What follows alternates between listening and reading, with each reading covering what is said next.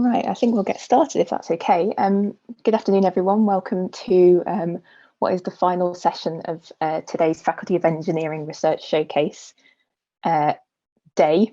We're closing off the network and security aspect of today's sessions with a lab tour and testbed demo of our facilities here at Bristol Cyber Security Group. Ably hosted by my colleague Joe Gardner, who's a research associate. My name's Louise Evans. I'm Bristol Cyber Security Group's research manager. Welcome to what would normally be a tour of our facility in-house, but what we'll do is give you the best experience we can in Zoom today. As I mentioned, this is part of our Faculty's Research Showcase event, the purpose of which is a week-long event to demonstrate the breadth of the research capability that we have in engineering here at Bristol, and to provide a stimulus for conversation and hopefully future collaborations. If you've got any questions, please do pop them in the Q&A. We will answer what we can at the end. And if you'd like to answer it, ask your question in person, please do just put a little note next to your question and we'll give you the power to ask in person. Otherwise, enough from me, and I'll hand over to Joe. Joe, the floor's yours. Hello, so hi, I'm Joe Gardner. So I'm an RA in the cybersecurity group here at Bristol, and I'm sort of responsible for our testbed. I'm going to give you a tour of our testbed and show you a little demo of what we do with it. So just say who I am briefly. So I'm an RA in Bristol Cyber Security Group. It's now just over 2 years that I've been here. The long job title I have is Research Associate in Experimental Infrastructure for the Security of Cyber Physical Systems. In simple terms, that's I run the cyber physical systems testbeds and do cyber physical systems security research. I'm also the founder of Bristol Ethical Hackers, our ethical hacking group here for students to go and learn how to hack things. And previously, I also started and ran the Lancaster University Ethical Hacking Group as well. So what I'm going to talk about today. So I'm going to give you, the main goal is a tour of our cyber physical system testbed. This is all footage we took previously and photographs to try and give as much of a good indication of what we do here without physically going to be able to go into the space. I'm going to show you a demonstration of an attack again on a industrial control systems and industrial Internet of Things converged environment. As a time coach myself, I'm wasting 4 years in here today now. So what are industrial control systems? I'll mention this term a lot today because the main focus of our testbed is industrial control systems. And broadly, this is the systems that control industry. So things like power generation and distribution, water treatment and manufacturing, all of these are run by industrial control systems, which in turn are a form of cyber physical system. So this is system control in the industry. So things like manufacturing, utility plants, that includes things like water treatment and power generation, transport networks. And the key part of this is a lot of the critical national infrastructure of the UK and other countries is run by IT equipment. So all things like water treatment and power generation, these are critical infrastructure. These have to be kept online. Most of this consists of special purpose hardware. So things like programmable logic controllers, human machine interfaces, and remote telemetry units, mixed in with lots and lots of complex control and monitoring software. So you get control systems like the one you see that picture on the right, where you have lots and lots of information coming in of a full-sized plant or system or factory. But the reason I'm interested in it is this is obviously an environment where security is important. There is a lot of overlap with IT security, which is something you may be a bit more familiar with, but operational technology, OT, which is what covers industrial control systems and the hardware and the software and so on, does have quite a few differences. So as with a piece of IT equipment, usually you buy a laptop or a computer, you expect it to last for years and then you go replace it. IECS equipment is designed to last decades. So you install a PLC into a system and it runs and you leave it and you don't have to do very much to it. It will keep going for 10, 20, 30 years. They very much prioritize safety over security. So the system needs to work and continue on safely rather than being necessarily secure. Even though, of course, security does have an impact on safety. It places availability over integrity. So the system needs to stay online rather than necessarily be correct at any one point. It needs to still be working. So you don't have any downtime. You need 100% uptime in your power plant. Otherwise, issues can come about from that. It's managed by quite different frameworks and teams. So whereas your IT systems are controlled by an IT department, your OT systems are generally controlled by engineers rather than IT technicians. And this isn't new. IT and OT have long isolated histories with many examples of failed attempts to integrate them, or even use tools from one environment to the other, but usually unsuccessfully. You've probably heard about cyber attacks happening in the IT space, so things like TalkTalk from so many years ago now. And usually with a IT hack, the outcome is somebody's data gets lost, which can lead to privacy issues, or in some cases, things like identity fraud, bank fraud, people stealing credit card details, these sort of things. The ability attack in a cyber physical systems environment, or ICS, is a lot more severe, and this can actually cause physical harm to people because of what happens. So in this example here from a couple of years ago, 2016, a water plant in America was attacked, and the attack changed levels of chemicals used to treat that tap water. So they increased the amount of chlorine or similar to unsafe levels. If that water got out of the system and somebody drank that, that could cause some quite serious issues for the people drinking it. Fortunately, in this case, the attack was caught before any water actually got out into the wider system, and nobody got ill from it. Whereas the things like the Trito attack, which attacked an energy plant, and things against a company called Hydro, they were attacked and they lost their OT systems for months. They had to disconnect IT, and basically they were back to pen and paper and fax machines, and that's what they operated for about 6 months. After that was purely by old-fashioned non-IT based systems. This is an example of an attack done in America from the Department of Homeland Security. They ran against the system and to demonstrate what a cyber attack could do against it, against this generator type machine. But it's quite loud, so we'll do that a bit. But when the system runs, you see it starts shaking quite violently, and stuff's flying off it.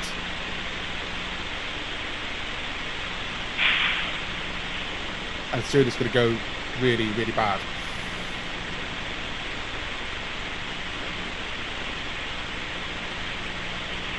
We'll start getting some steam or smoke,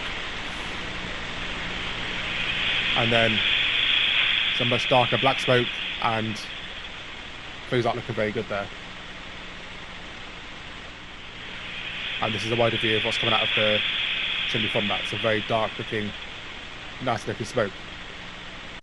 And that's all done by a cyber attack. That's not any sort of physical interference there. That's all done by attacking the computer systems that are controlling that process. So what sort of work do we do here at Bristol in cyber physical systems? So one of the key ones we do, and one of my main responsibilities, is vulnerability discovery.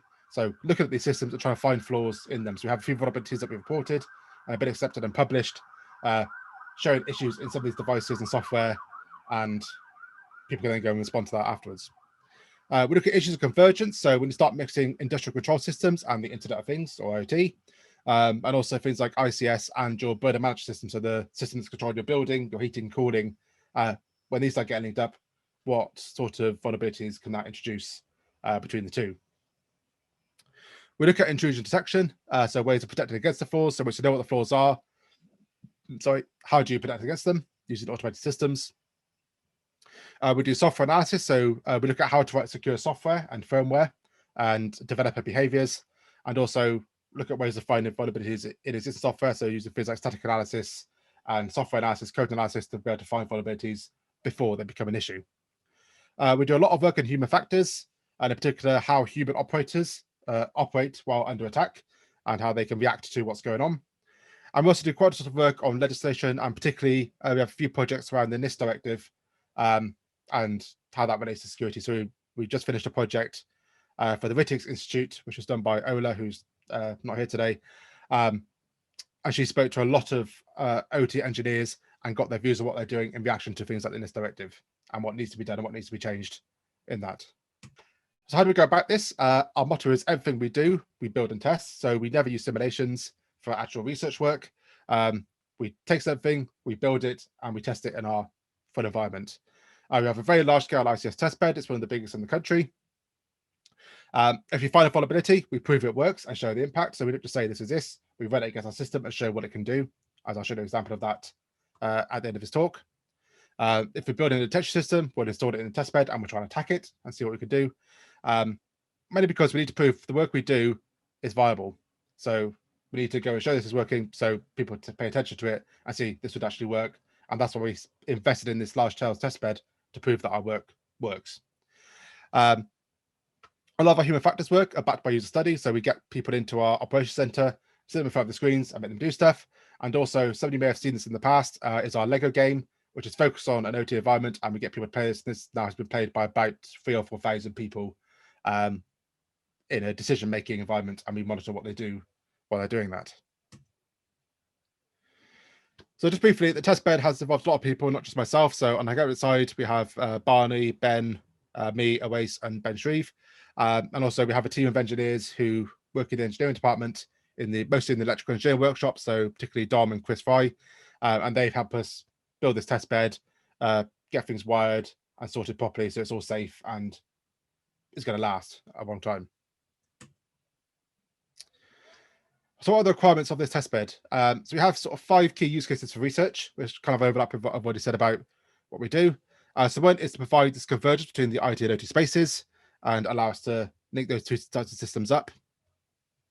To allow us to do the security analysis of the ICS and IT devices and the top-end software environment, so we can deploy the software, put it into the system and see what we can do with that and what vulnerabilities that introduces. For intrusion detection, we need to be able to do that within the system. So we need to be able to deploy these systems and see how well they work. A key one is we want to be able to generate data sets. So there are very few data sets available publicly for industrial control system security and wider cyber physical systems. So we want to be able to build data sets and release them out to academia and the wider community to be able to use those for their own research who can't build their own testbed. And also we need to be able to do the human factors research and how that human factors impacts on the safe and secure operation of the IT and OT environments. And to do all this, we followed 5 key design principles. The diversity of both devices and software. So we have lots of different manufacturers' devices covered and their software, and also both legacy and non-legacy devices. We have the old stuff and the newest, latest, greatest stuff, because real world, these are all mixed about out there. It needs to be scalable. So we have scalable, so we can produce lots more devices quite easily at a very small cost. I also do provide some ability to simulate and virtualize different components as we need to be able to expand that out quickly on top of the physical equipment that we have. We need to reduce the complexity, so it's a very complex testbed, and we need to make it as simple as possible for researchers to use and also for maintenance as well. We need to optimize data capture, so if we're running stuff on the testbed, we need to be able to capture data on it, so we have lots and lots of network capture points, for example, to be able to do this. And also, probably the most important one of all of these is the safety for the researchers and the technicians being paramount at all times. We do have lots of electrical equipment and things like a water plant, which we need to make sure that it's safe for people to use and nobody's to get hurt using it. So this comes us on to the actual core part of today, which is the Bristol Cyber Security Group testbed. This is built to a published reference architecture for security ISO testbeds. So we fully publish how this is configured and set up and the architecture. So if somebody else wants to go replicate this testbed, they can. They can also build a remote site to our testbed and connect up to ours, and they can all be linked up because it's published like that. And this architecture was developed through lots and lots of interaction with industry professionals to be able to build this testbed to a realistic standard. We have multiple physical and virtual industrial processes, each within distinct centrally managed field sites. It's an OT vendor agnostic design. So even though you'll see a lot of Siemens kit in here today, because that's currently what we mainly have deployed, it's not reliant on any one vendor. We can change it around quite easily by just changing devices and software. We have a realistic corporate OT and IT network environment, and we have a real-world top-end software-based security operations center as well. So this is a very high-level overview of the testbed infrastructure, mostly on the networking side, but this is how our testbed is structured. So we have 3 parts. We have our experimental network, our IT testbed, and our OT testbed.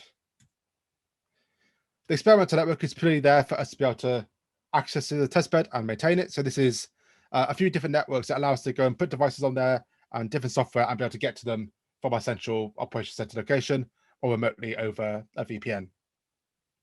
We also have the spanning network, and this is for data capture. So for every one of these switches you see in this diagram, and I'll just put my laser pointer to show For every one of these individual switches, we have network taps on them. We can capture the network traffic going over those points and use that for their research. The next part is the IT test beds. This emanates a corporate IT network. Currently, there's not very much in there at the moment because we haven't done much work on the IT side yet, but we can just go and deploy servers and software and hosts into there quite easily to link them up to the test bed. And then the most important one is the OT test bed. So this has currently 4 field sites, field sites 1, 2, and 3, and a remote field site. So these 3 field sites are located inside our lab. These are physically wired up to our testbed network as if they were inside a single plant. The mobile site can either be physically wired up, or most commonly it goes under a 4G connection back into our testbed. And this is a little demo box, which is what I'm going to be attacking later on in the demo. And all of this sits inside our server room in a fully isolated environment. So there is no connection out to the wider university network here. The only connection out is to our VPN, which only gets to the box or to a VPN client if you're trying to connect in. Otherwise, there's no internet connection. It's fully contained, so we can keep it clean and know what attacks are going on because we have to put them there. This is all built on Cisco switches and routers. So all of those networks, they are mapped to physical routers and switches. And you can see those in that little video up in the corner there. And all the individual networks are represented by virtual LANs. So we can use those for deploying virtual machines from our virtualization server out into any part of the network quite easily. All the orange cables you can see inside that rack, those are all network capture cables. So all of those orange cables are for collecting data only, not for any actual networking itself. And you see there's almost more of those than there is other cables in there. And that picture down the bottom is a software-defined networking testbed. So this is kind of new. It's not been wired in yet because we got it just before COVID hit. But this is going to build a twin of that network infrastructure within 2 or 3 of those switches at the top using software-defined networking, and allow us to explore how SDN has an impact on these environments as well.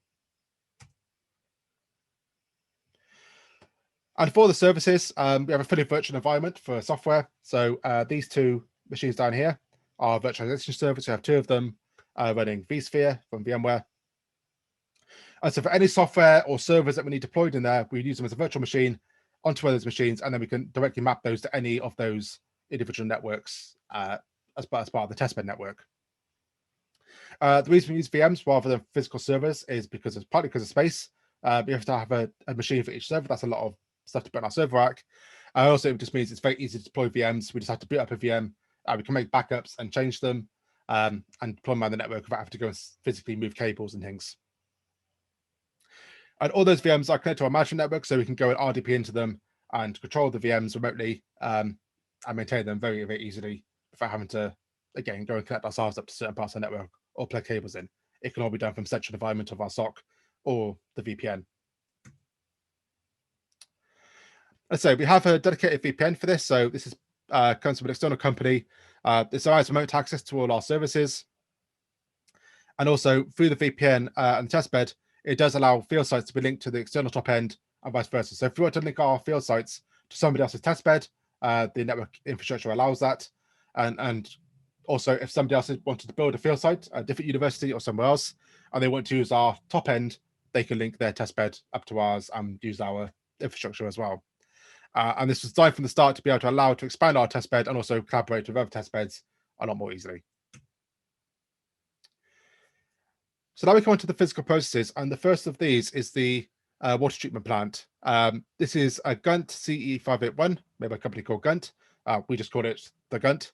And this is a physical process sold to train water treatment engineers. So it holds about 700 liters of water. It uses 3-stage filtration, absorption, and ion exchange process using these 3 stacks of parts. And if you actually put the right chemicals in and put dirty water in the one tank, you would get clean drinkable water out the other end. If you did it properly, we just run tap water for it and don't add any chemicals other than some chlorine to keep it clean. So I wouldn't recommend drinking this one. But it's real world equipment.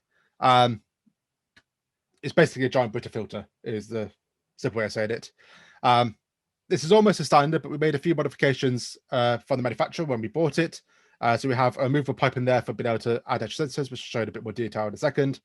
And also some extra pressure release valves for safety. So if we do overpressurize a system, nothing's going to crack or leak. I did come over control cabinet, and we replaced this over our own control architecture, which I'll show in a second as well. So this is in a bit more detail. So over here we have our clean and dirty water tanks. These hold a few hundred liters each. 2 tanks. The water gets pumped out of this tank and goes back into this tank at the end. We just have a pipe between them though, which lets the water flow through and runs it in a loop.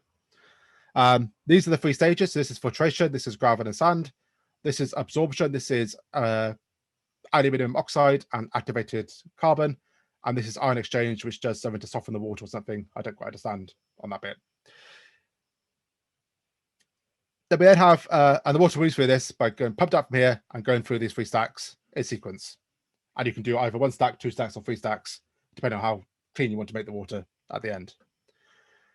We have a series of electrical valves. So these are blue and yellow parts. There's 4 of these. These are electrically controlled valves for opening and closing and controlling where the water goes. And then this copper pipe in the middle, this is our removable copper pipe. So this is just a plastic tube that goes up. We have a valve on each end and it's got a pipe. So if you want to, we can drain that pipe, take it out. And if you want to mount new sensors, a new temperature sensor or pressure sensor or something in there, we can do that in that pipe relatively easily without having to drain the whole system. Over here we have a pressure alarm. That's what we usually attack. So this system has an alarm for pressure, and we can overwrite that when we attack it.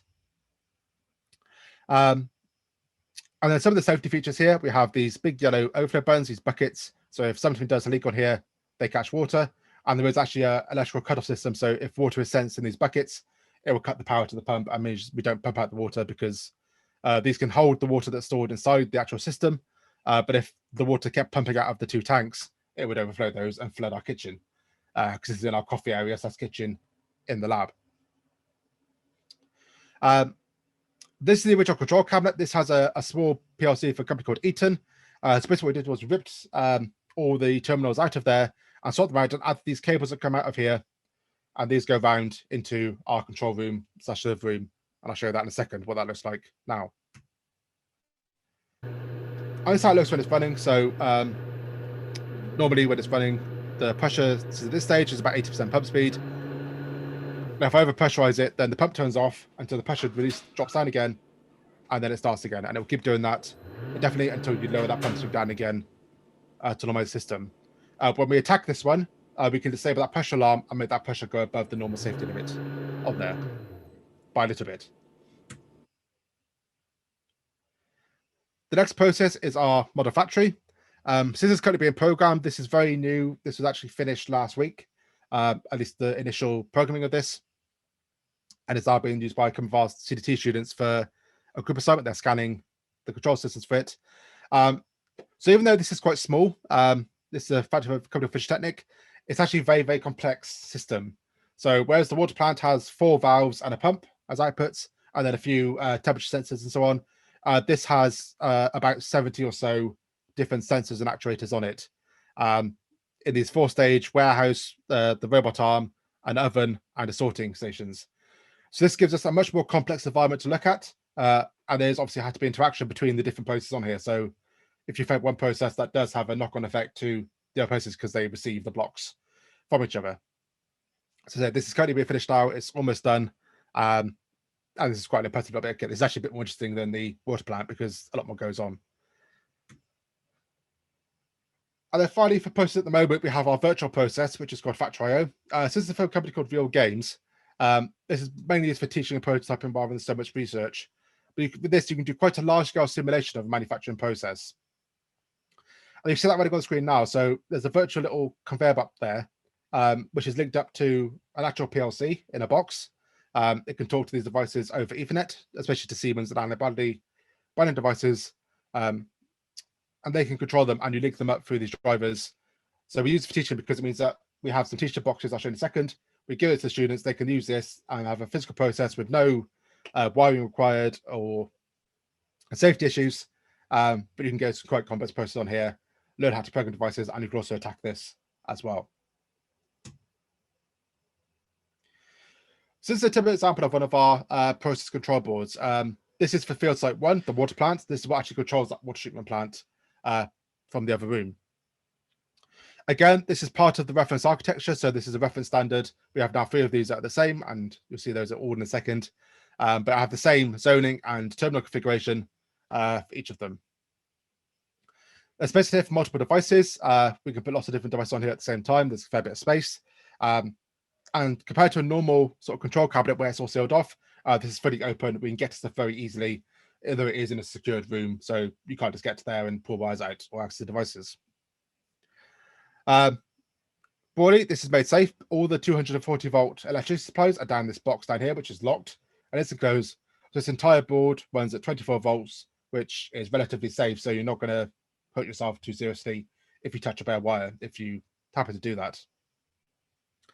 So on this one, this is for water plant. We have here a Siemens 1500 PLC. This is Siemens' latest, greatest, fanciest PLC that they sell, with all the I/O to it, and that's what does the main control for that water plant. And you just see all the wires here. These go up to here, come to these terminal blocks, and then these go out through the grey wires out of the water plant. And this is an older Siemens E200S device, which is very widely deployed, especially in the UK. And this is a legacy device we also have in as well, and that controls the pump for the water plant. You can see this mounted plate here. If you want to sort the PLC out, all we have to do is disconnect these terminals at the top, and these are little pluggable terminals we can move out.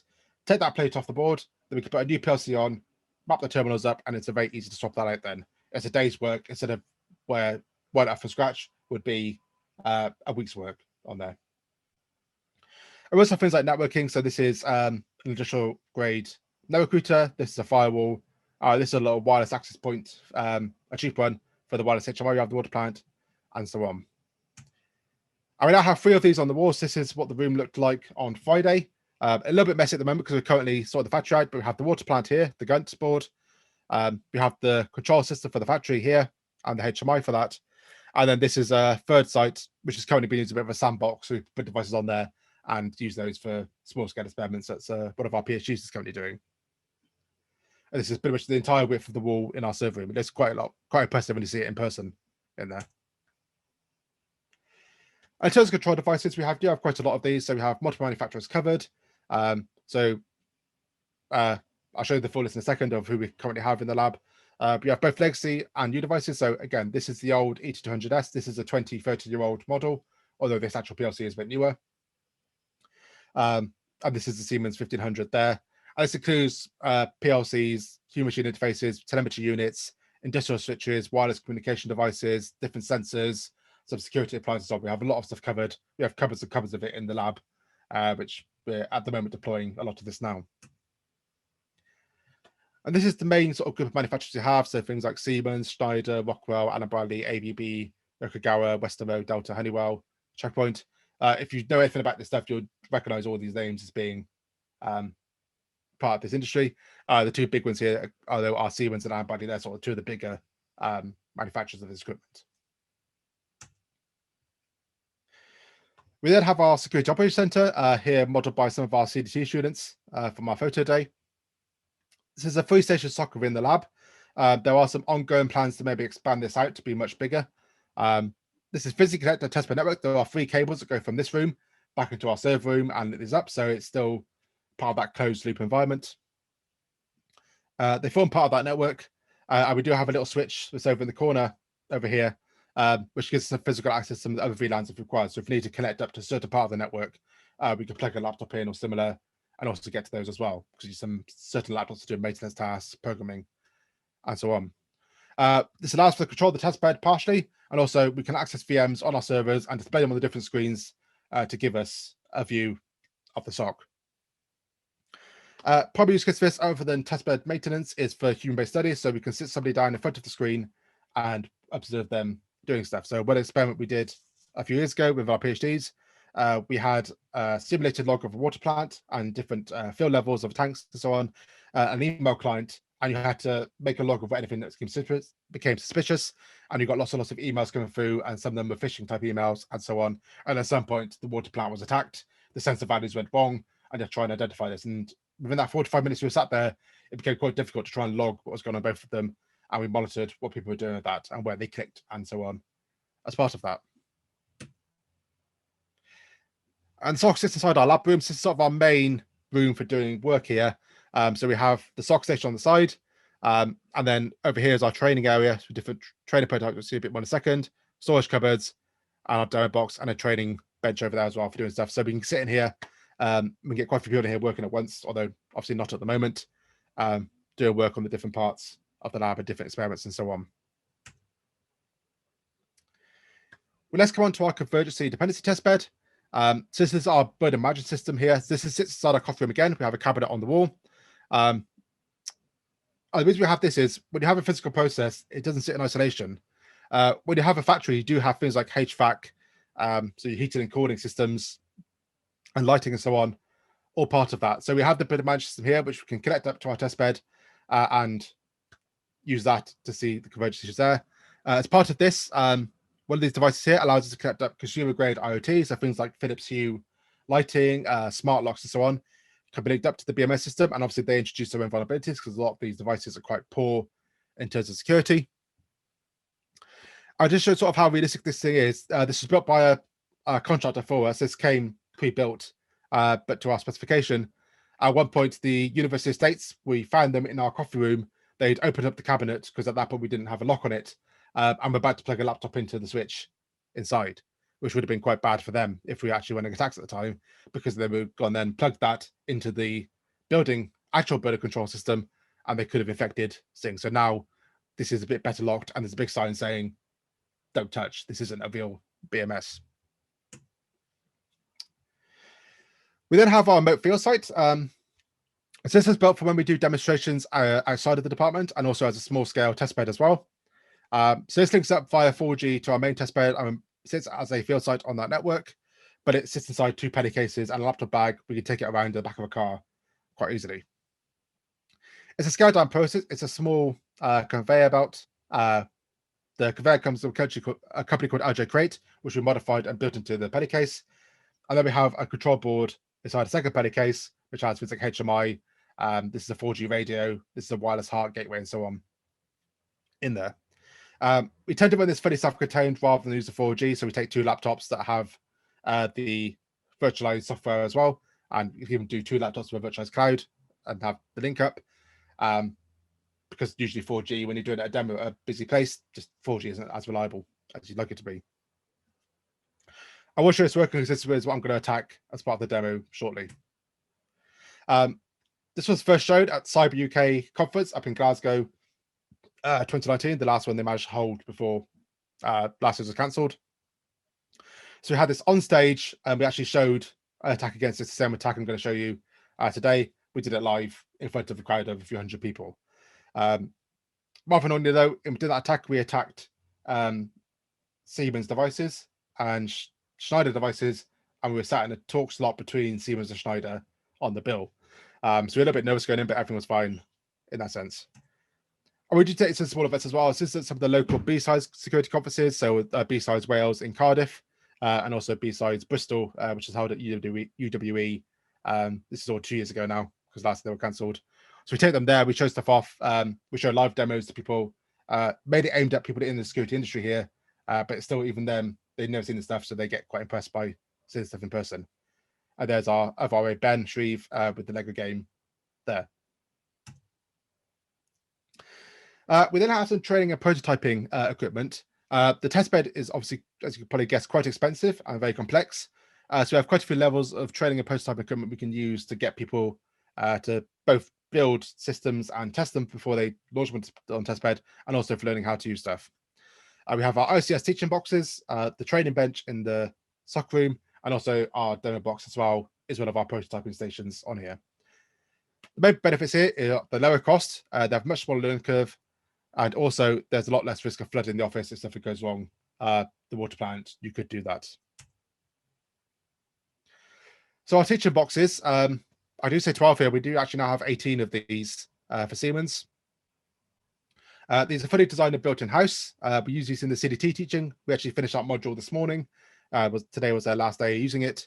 But we've also done external events. So we had a PhD winter school hosted at Newcastle last year. I took some of these boxes up and ran a 3-hour ISIS hacking workshop where the people who took part actually got to go and sit and do this on these boxes themselves. The main ones are Siemens based, using the Siemens 1200 PLC 7-inch HMI, and a little MikroTik network router for communications. And I say currently building here, we do actually have them built. We have 6 Allen Bradley based boxes as well, but a very similar design, just with different manufacturers' device in there. These are designed to work with FactoryIO, as you can see in the little video on the top there. So even if our CDT students is using it there. But we can also have physical I/O. So we have these terminal blocks. We can link these up to small physical processes if we ever get some to use with this, and you can wire actual stuff into them. But most of the stuff we use here goes over a network.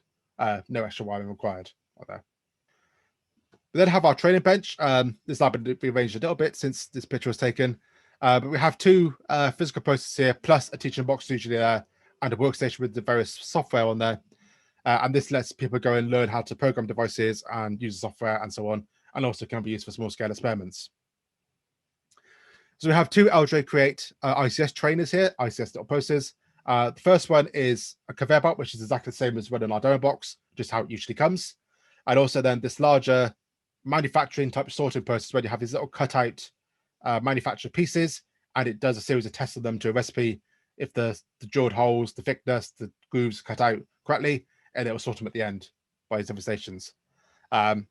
It's amazing to watch. You can sit there for literally an hour and watch that because it's very mesmerizing to go. Again, this is fully isolated from the test bed. There's no link to this at all to our test bed, so there's no risk of damaging anything else if something goes wrong here. And again, these are relatively, this whole system is about £9,000, and basically be replaced quite easily on this because there's only small motors and a few little air compressors on there, so you're not going to do too much damage. We then do have some building and maintenance resources. Obviously, we have lots of physical equipment, lots of stuff that's wired in. So we do have a little workshop as part of that. Building assessment did require a lot of expertise, not just in ICS or in IT, but also in physically wiring up devices and engineering tasks. So we do fund a full-time engineer over in the electrical engineering workshop to perform building and maintenance tasks for us. It's not one person, but we have a job queue and pay for the time to get full-time work on the test bed. And I've always overused that time because we have a lot of work to do. Partly because academics, and especially me, I should not be allowed to wire everything up. Most of the stuff I wire comes out quite quickly. They also have health and safety, so things like doing proper electrical testing, make sure everything's safe. They do all of that as well, with assessments to make sure nothing's going to go wrong.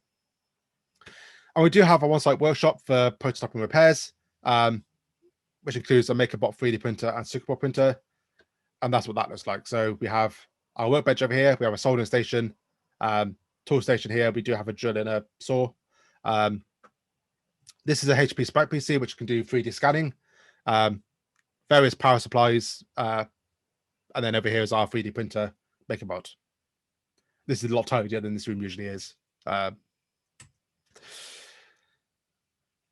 then finally for the tour part, so for research and safety, it's also quite important. Anything where we have 240 watt power, so mains electricity, is enclosed. That's mainly on the assistance of the engineers, but it is a valid thing to make us safe. The control boards are in a locked room with limited access, so only a few people have access to that server room where all the control boards are kept, so you can't go touch any of the wiring in there. That also has for security as well. Our servers need to be kept secure. The BMS cabinet is now locked, so you can't get to that because that does have some 240 volt in there, and we do actually now have some Perspex screens inside of it, so you can't get to any of the wires that are dangerous, and also that has for security as well, so people can't go and plug laptops in. We have all the water rig safety mechanisms that I mentioned before, the pressure release valves, the moisture sensors, and so on. And also all the taps on the water plant have been removed and blocked off, so you can't drain water out by turning a tap, which you could previously. We do have to do regular Legionella testing on that. That's not something I ever expected doing when I went to cybersecurity, is having to test the water plant for Legionella. And we do chlorinate that every few months as well to keep the water clean. All our staff do receive full training before using anything, so we do show them how to use the workshop, how to use the equipment, and all the group members, because a lot of this equipment is in our coffee room, like the water plant and the factory. They are where people can go and walk about and sit. They do understand not to touch anything in there because it's fragile and could be dangerous. Right, and now for a demonstration. So before we begin, I'm showing this demo on our Whitfield site. This isn't a live demo. It's shown as live. This is all pre-recorded footage alongside some screen captures I've made that have been edited together to appear as live because this is stuff that we can't really run live through PowerPoint. We do run exactly the same attack against the water treatment plant, but it's not as interesting to watch. So we did it against the demo box because you can actually see more results, which makes for a more interesting remote demo. Rose Rashid discussed this attack at Quietus 2019. If you do know how to find academic papers, you can find this link here, and I'll tell you a bit more about how this attack actually works. I do show this at the end as well, the link. So this is a typical converged ICS and industrial Internet of Things environment. So in our operational network, we have things like our ICS devices, our PLCs, RTUs, and HMIs, which are here. We then have our industrial Internet of Things, so things like thermometers, sensors, pressure sensors, and so on. And we may have some IoT devices as well, so things like smart sockets, smart lighting, and so on. We then have our supervision network. So we have one is telemetry, things like ClearSCADA, which is a piece of software which controls your RTU and display information and send controls down. And we also have things like data historians and aggregators, things like Kepware, which reach for devices and log data from them for different purposes or can send it out elsewhere.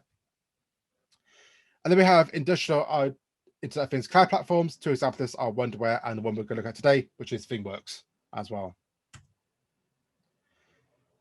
So the target environment is our demo box, our remote field site. You can see that actually running now in that little video there. Unfortunately, there's a sound on that one. So we have a small conveyor sorting process here, which takes 3 differently sized metal blocks, measures them, and pushes them out into one of 3 bins on there. To control this, you have a Siemens S7-1200 PLC, which is this small grey block here. This is a cheaper model, but it was pretty much the same software as the really large, expensive 1500 we have on the water plant. We have the old 200S PLC. Doesn't control anything in the box, but it's there for us just to break anyway. We have the 12-inch HMI screen up here. Schneider SCADA Pack 32 telemetry unit, and a little industrial switch in there. And then we have 2 laptops here used for compute resources. One is for the supervision network, and one is for the cloud environment, and they're chained up to provide that on there. All of the attacks here are basically a Python script. Most of it is just using off-the-shelf tools from GitHub.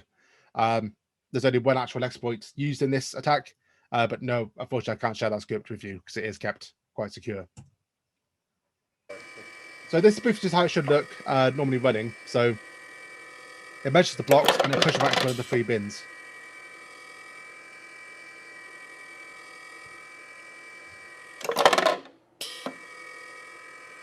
And the little one as well. And these are just 3 air compressor control pushers and 2 little infrared sensors to control them.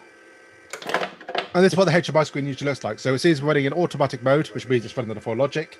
It's measuring the blocks and sorting them. In maintenance mode, it's all manually pushing it. And you see here, the blocks move down here, it pushes them off with the little pushers, and there's a counter for each block showing how many being sorted into each bucket. So this is what this focus example looks like in that system. So we have our 2 PLCs, our RTU and our HMI. We have the ClearSCADA software that talks down to the RTU, and I will show you what this looks like in a second. We have Kepware, KepserverEX, which is our historian, which talks to our PLC and reads data off. And then we have Thingworx, which is our cloud environment, which receives data from Kepware and displays it into a little cloud website type screen. So first off, we have ClearSCADA. This comes from Schneider Electric. This runs on the supervision network locally. This displays data physical processes. We have a very, very simple example here. We just show that it's talking to the device on Modbus, and we're showing if it's in auto mode or not. And you see here, this is how it looks like when it's running.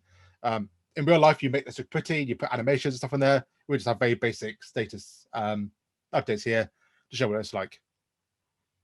Again, this talks over the very common open protocol called Modbus down to that SCADA pack in the box. We then have KepserverEX, which is this software here. This is a data historian, so this reads from the 1200 PLC and the 200S and reads data memory addresses on them and can log them. So if you look here, you can see it's reading the block counts and the auto mode state from the device, and it can update them here. It's doing this at about a 1 second interval, and they can go and push those off to Thingworx or to any source you want to. This screen here is just the Wireshark capture, the network traffic that's going from Kepware out to Thingworx to show that's actually going on there. And then this is Thingworx. So this is from a company called PTC, who also own Kepware now. This is the Cloud Industrial Things platform. It runs on Ubuntu using Tomcat, We were given a pre-built VM for this and deployed it rather than have to go and install anything ourselves. So it sees data from KepServer and displays it on screen for these mashup type things. It's not very nice software to use. It's not very intuitive, but eventually you can get something that looks remotely nice, like the screen here. And you can log in and do a CAD control to show people different screens based on who they are and so on. It can actually control down as well. It can provide data down to the devices through Kepware and control devices as well if you really wanted to on there. So our attack objectives here, we're going to first compromise the cloud platform, Thingworx, which is quite easy. We're going to create a network environment for staging our attacks. We're going to do some network and ICS reconnaissance to find out what's there. We're going to mask the attack from the different people watching the system, and then we're going to go and make that process go wrong. So the first thing we're going to do is compromise the cloud environment, which is Thingworx. So as I said, Thingworx comes installed on Tomcat, Tomcat 8.5. Tomcat is just a web server software, and it's full of holes. So this is just the first page of vulnerabilities for that. So most of these vulnerabilities here could get you access system and get control of it. We're going to skip that step though, and we're going to assume that we're already on there. So we've taken the Thingworx VM and we've loaded our task script onto it already, just skipping that first compromise step. So what we're going to do first is we're going to go to that machine and we're going to terminate Thingworx and start a HTTP listener for us. So see that happen now. So this is our task script here. And the first step is we terminate Thingworx. You'll see Thingworx has gone blank. It's lost its data. And we should also see Kepware here now, where Thingworx goes offline. Kepware starts showing error messages come up. And you'll see in the Wireshark output, lots of red lines because packets are no longer getting to the server. This is where some people start to panic now because this has obviously gone quite wrong. And this is where we can start sort of leverage that panic to launch our attack. So that's what we're going to do. It's going to set up a HTTP listener using Metasploit, which is an attack framework. So we're going to replace the web server that we turned off. All we did there was turn off Tomcat, and we'll replace it with our own. And then what's going to happen is the engineer who's panicking now because Kepware's not working is going to go and open the Kepware manual, which is on the desktop of the Kepware machine. And you'll see what happens then. So we start the listener down in the Thingworx stream down the right. So that's now going to listen.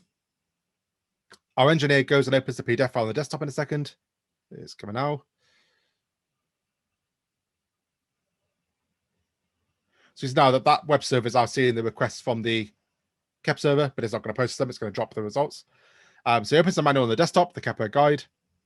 There's some messages that come up, but he kicks through because he's panicking. He needs to open it, and then he goes and view the manual. As you can probably tell from that slide before I'm going, that's a PDF file that we've modified to be an attack PDF. So that PDF is actually launched in a session out to our listener and set up a tunnel between the two. So now we have a connection down from Thingworx down to Kepware, and then the Kepware machine has direct access down to our ICS devices. This can go for any firewalls because Kepware is allowed to talk to those devices through the firewalls, and also is allowed to talk to Thingworx, and we're just using that connection that is allowed on there.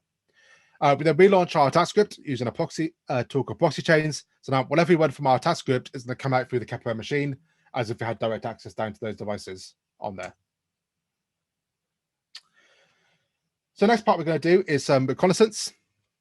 So we're going to talk about Nmap to do most of this, which is a standardized tool. We're going to find out what devices there are in the network and find out specifics about what versions they're running of software and so on, and try and get some ideas of what programs are running on them. So first off, we're going to do an Nmap scan. So Nmap is a tool, very commonly used tool for network engineers for mapping networks. So it's pointing this very specifically at a few different addresses here that we know exist, and just a few different ports on each because we don't have time to wait here forever to run, because it does go quite slow over the proxy. So just take a few minutes, but when this comes out, we should see 4 devices, and I will just pause that there so we can see it. So these are now our 4 devices. So we have .99, .100, .101, and 200. You see that 3 of these, 99, 100, or 101, all have this port 102 open, ISO TSAP. 102 ISO TSAP, that is Siemens S7, and that is a protocol that Siemens uses on their devices. So if you see 102 open that says ISO TSAP, that's a good chance it's a Siemens device in that system. And then the bottom device down here has 102 closed, but has 502 open, which is MBAP, which is Modbus, and that is our SCADA pack Modbus RTU unit there. Let's continue running now. We can now go run a particular scan against these two devices, the two Siemens ones. For the old 200S, we use a tool called PLCScan, which is freely available on GitHub. And what this does is it returns device information from the device which the device can freely give up. The important ones, two most important ones you see here are this one, the 60S7 number. I want to go back to today's pointer. The 60S7 number, 151-8AB00-0AB0. That is a Siemens product code. So every Siemens device has a unique product code, down from individual input-output modules and switches up to the full-scale devices. So this shows what version of the 200S this is, and you can go search it on the Siemens website. And we also have the firmware version 2.7.1. If you know the hardware and firmware versions, that's where you can go start looking for known exploits against these. So there are some exploits we could probably go and find online now, which allow us to attack this at this stage. We want to go a bit more advanced than this, so we're going to keep going. Most of things like the name of the PLC and name of the module, these are set by the operator. So this will tell you what that device is doing. If we keep going, then we also then have the for the other device, we have to use a slightly newer script version of the script. It's a bit more updated. But you see there, we get the same information out for the 1200 as well, the module code and the software version as well. And finally, we want to get some logic off. For the old 200S, we can do that instantly. The 200S, we can just read that logic off there. And the logic is the actual software that's running on the device that controls the process. For the newer 1200, that no longer works. But if you have the Siemens configuration software to your portal, that actually has the feature to connect to a device and pull a fully realized copy of that logic off, because it does store source code on there. And you can go and work out what that process is doing, which really helps you during the attack. Yeah.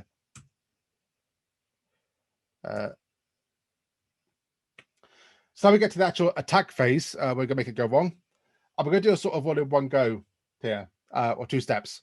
We're going to mask the process. So we're going to first attack the RTU, and then we're going to do in one go, mess up the HMI, and make the process go wrong. So the first off is the RTU. This is how it normally looks. And this is an actual replay vulnerability that a colleague of ours found, and we have the actual attack code for. And this does a replay attack, which actually changes the IP address of that SCADA pack. It just increases it by 1 from 200 up to 201. So once we send that attack over and we've exploited that device, in about 10 seconds or so, you'll see that healthy motor drop changes to pink, or failed, and the auto changes to pink because it's not lost a connection to this. ClearSCADA has quite a slow update time. It only pulls devices every 10-15 seconds or so, even at the faster rates, like we have here. So now that device is offline. The operators in the control center who will be looking at this can no longer see what's going on through that device. So the next part is the actual attack against the process.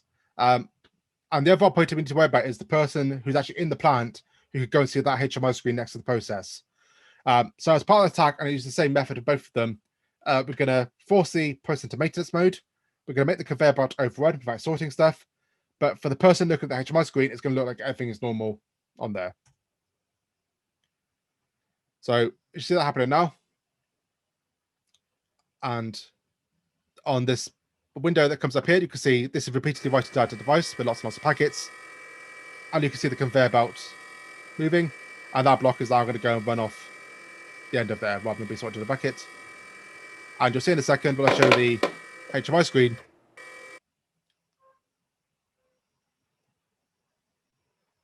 Second. If you look at the HMI screen on the left as well, when this attack,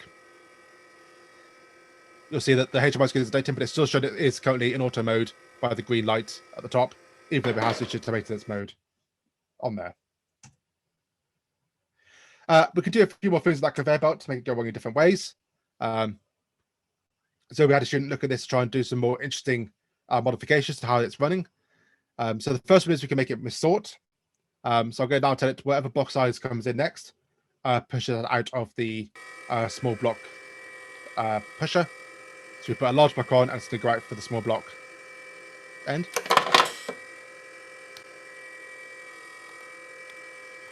We can also make a pusher become a puller. So we're going to make it work on the medium one here because that's what it works best on.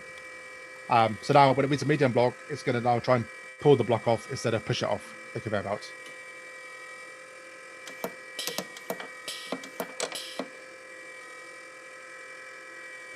And finally, my personal little favorite one is we just make it all go backwards as well.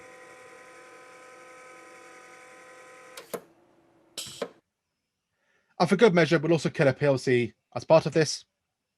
So this is the 200S in the box. And if you look at the two green lights on the front, we do a repair tag here, which makes that device go offline. And you see the one light's orange. The only way to physically repair that is to go find that device and flick that switch off and on again. That's a very easy task to do. It just takes one packet to send over and get it. So to wrap up, we are slightly over, I do apologize. This testbed is designed to be shared. There are remote access options are available via VPN or other means. We can give people access to the full testbed, and we can also give access to smaller scale devices and so on as we need to. Or if somebody says we want this data, we can sort that data out for them as well. The testbed is designed to DOA, so for all inquiries, do contact Awais Rashid, who's our professor, or myself. Our emails are there. Or do contact the Industrial Liaison Office as well. And they can arrange to come visit the lab in person and see what we can do together. These are a few papers describing the testbed. Oops, I did it again. Further adventures in the land of ISO security testbeds, where we talk about how we built it, the reference architecture, and also the paper describing the attack I showed then. We're a bit late, but I think we've got time for a few quick questions if anybody has them. Thank you, Joe. That was a really thorough insight into what we've got going on in our facility. Please do post any questions if you do have any in Q&A. I think you may also be able to raise your hand if you do want to say it in person.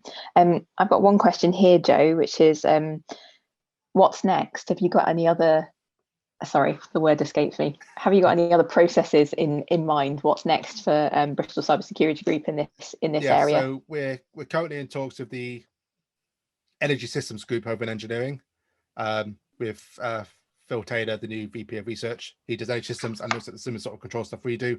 So we're currently considering something to do with energy for a process, but that's obviously quite difficult to do inside our lab. So we're kind of talking about that a bit now. When we get to temper quarter in so many years, whenever that is now, 25, we're going to be expanding this testbed out by a factor of about 4. So we'll have about 6 or 7 processes, things like robotic arms, energy, water, again, and so much larger processes then when we have the space for it in our new lab when we get there, and really expand out the IoT and actually also provide functionality for a malware lab. So at the moment, we don't really have a safe malware system. That's part of our long-term plans, is to build a malware lab so we can run malware against the systems and see what happens on there and run a honeypot and these sort of things. Brilliant, thank you. Well, I don't see any questions in the Q&A and I don't see any hands up, in which case, I think given that we're over 5 o'clock, we will release everyone. As Joe says, please do get in touch if you have any questions. Awais and Joe are very happy to answer any in person. Equally, do get in touch with the Industrial Liaison Office and they will pass any inquiries on to us. But in the meantime, thank you very much, everyone, for attending today. And we look forward to hopefully hearing from you all soon and seeing you in the flesh in the not too distant future. Thanks all.